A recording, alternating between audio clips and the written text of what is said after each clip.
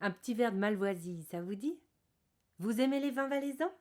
Restez écouter la légende de Saint Théodule. Saint Théodule, en Valais, c'est le patron des vigneronnes et des vignerons. Avant d'être saint, on pense que Théodule a été le premier évêque du Valais. Et sa tâche principale a été d'évangéliser ce peuple païen qu'étaient à l'époque les Valaisannes et les Valaisans. Ah, il en a fait du chemin. Il a marché dans la plaine. Ensuite, il est monté dans les vallées et il a été porter la bonne parole jusqu'au berger, tout là-haut, dans les Mayens. Et les gens le suivaient. Il avait du succès. Tellement de succès qu'un jour, il a reçu une missive du pape qui l'invitait à venir à Rome pour qu'il puisse le féliciter et le récompenser. Ah, le pape l'invitait lui, Théodule, à Rome. Théodule a été sur son petit nuage pendant quelques jours. Et puis il s'est dit, tout ça c'est bien beau, mais comment est-ce que je vais y aller moi là-bas à Rome?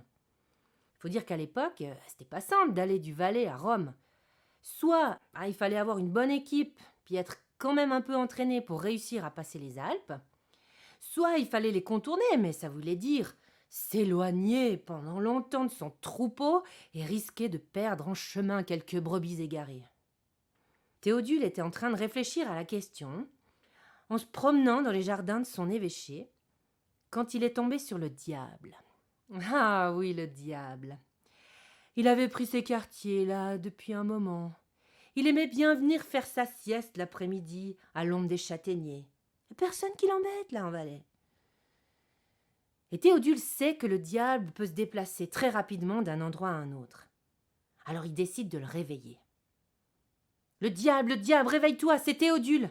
Eh, le diable, réveille-toi, c'est ton évêque. Lucifer, ouh, j'ai besoin que tu m'emmènes à Rome. Le diable, qui avait eu jusque-là de la peine à se réveiller, a ouvert de grands yeux ronds. Non mais l'évêque, tu te rends compte ce que tu me demandes? Moi, le prince des enfers, t'emmener à Rome. Mais il n'en est absolument pas question. Attends, si. Le diable se reprend. Si, j'ai une idée.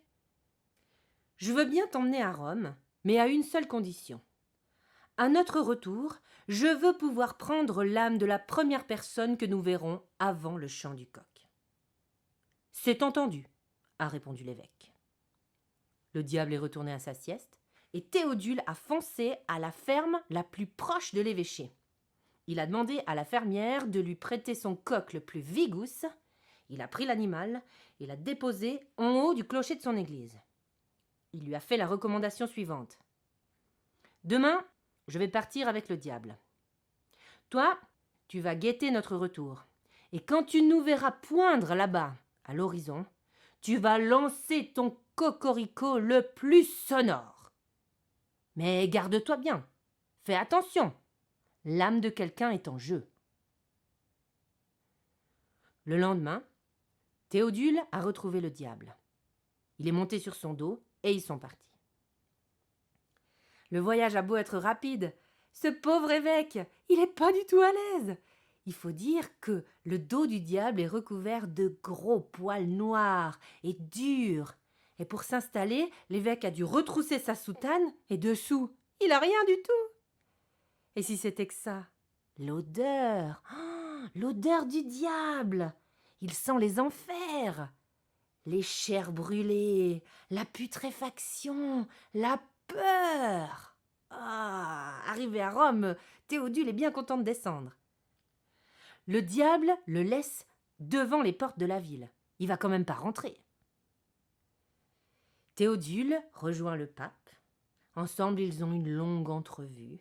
Le grand Saint-Père lui dit tout le bien qu'il pense de ce qu'il fait là-bas en Valais.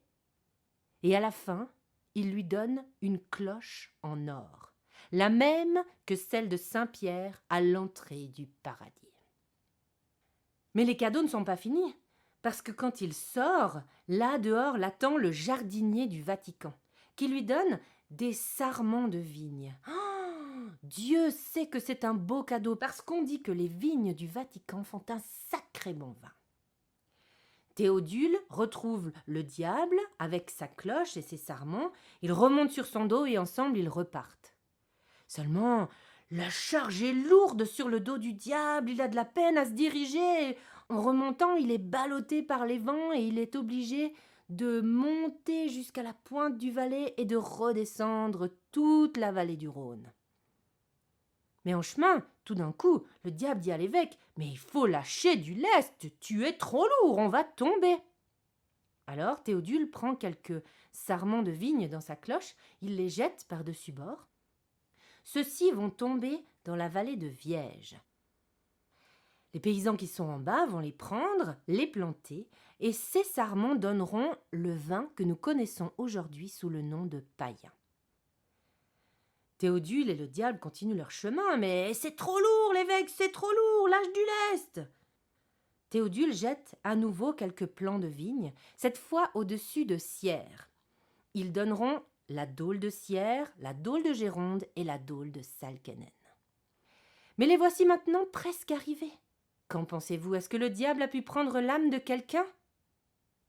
Eh bien non, parce qu'ils ont tout de suite entendu dans la plaine un coq qui chantait sans s'arrêter.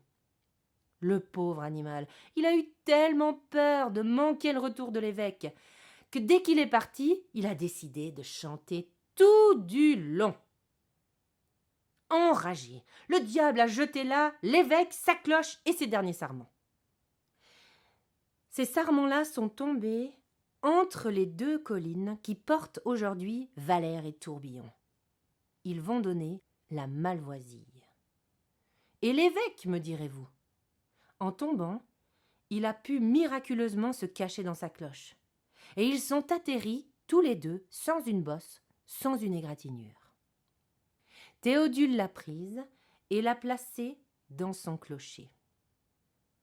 Eh bien, on dit que l'Église a conservé cette cloche depuis les siècles des siècles et que c'est elle qu'on entend tinter encore aujourd'hui dans le clocher de la basilique de Valère.